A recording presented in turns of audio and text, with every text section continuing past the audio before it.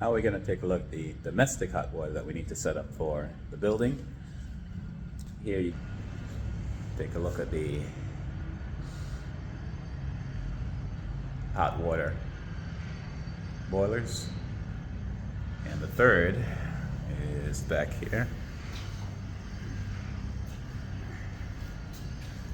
and over here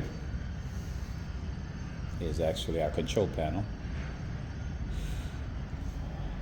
where we can monitor and control everything in this room.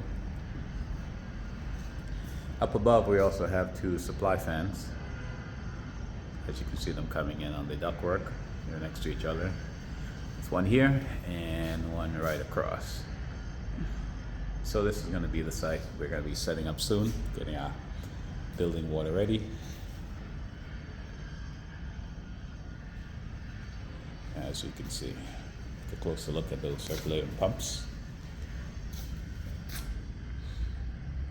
Voila.